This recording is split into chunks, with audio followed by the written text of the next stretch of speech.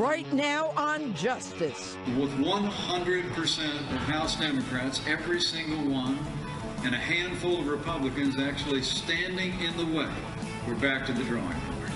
Cleaning up the mess. The vice president doing what much of America is doing tonight, blaming Congress for yesterday's epic fail. And I've got some blame to throw around myself in tonight's opening statement. Plus, there was additional unmasking that was done. Explosive new details about President Trump's claims he and his team were spied on. Time for an independent investigation? I'll speak live with an expert. And later. Can't rely on those Republicans, huh? Oh, I did not say that. Who do you blame for the healthcare failure? I hit the nation's capital to find out. Whose fault is it? Obama. Justice starts now. And even the president says you better be watching. What the hell do you have to lose?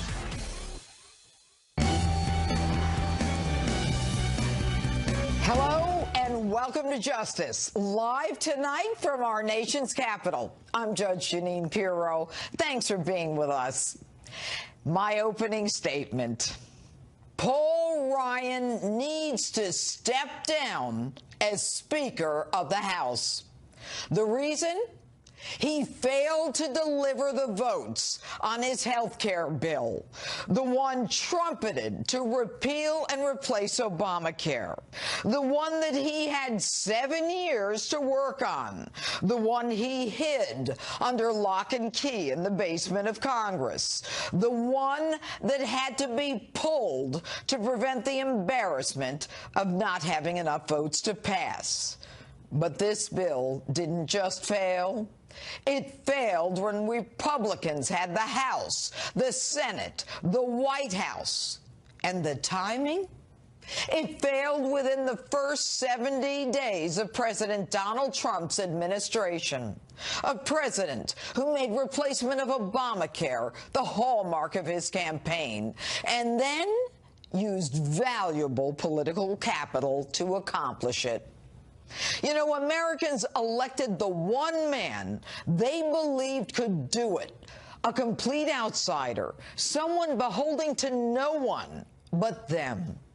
And Speaker Ryan, you come in with all your swagger and experience, and you sell him a bill of goods, which ends up a complete and total failure. And you allow our president, in his first 100 days, to come out of the box like that? Based on what? Your legislative expertise, your knowledge of the arcane ins and outs of the bill writing process, your relationships, what, your drinks at the Hay Adams with your pals? Folks, I want to be clear. This is not on President Trump.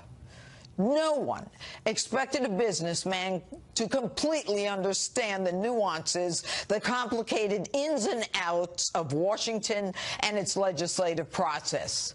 How would he know which individuals upon whom he would be able to rely? Many of them friends and establishment colleagues of Speaker Ryan. You, on the other hand, Speaker Ryan, know very well who are the 15 hardliners, the 10 moderates, and all the other ones. You, of course, know their demands. And if you didn't, why didn't you? Some of them actually shut down the government over Obamacare, and you couldn't figure out what you needed to do to get their support? You knew no Democrat was going to support it, and that you would have to rely on Republicans. How could you possibly misjudge this? And where was the whip Scalise in all of this? How tough a lift was this? And why start with this if you're not sure you've got the votes? Now, I certainly have not spoken with the president about any of this, but I can only imagine that he and his aides took on health care because they believed you had his back, and you didn't. You didn't even test the waters. You had no consensus.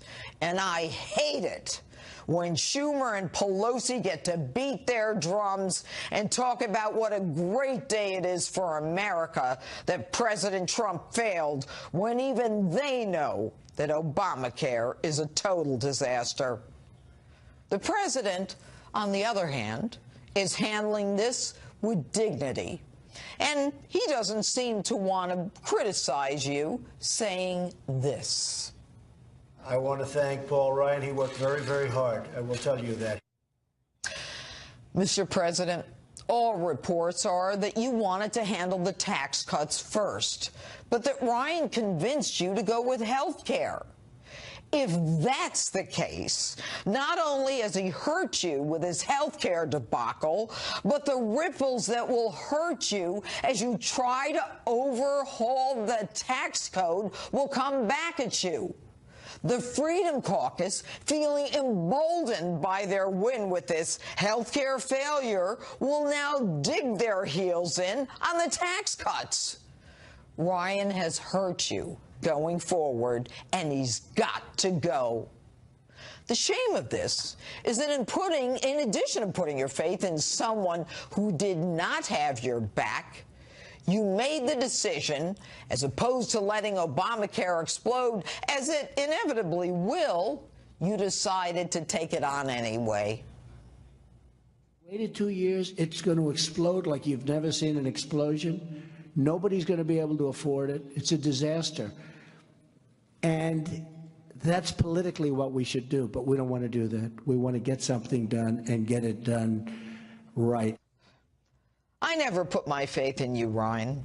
I questioned you all through the campaign, when you distanced yourself from candidate Trump whenever you felt the prevailing winds blowing against Trump. To me, your loyalty was always in question. Yet what was never in question to me was your intelligence, your savvy, and your comprehension of the system. So why? Why would you let this happen? What was your agenda? The reason, Ryan, you and all your Washington colleagues are held in such low esteem with the American people is because you've forgotten about us. In spite of the fact that you rhinos were all working against him, though, the president joined with you. And he relied on you, trusting you, believing you had his back, and you didn't. The American people won't forget this, and neither should the president.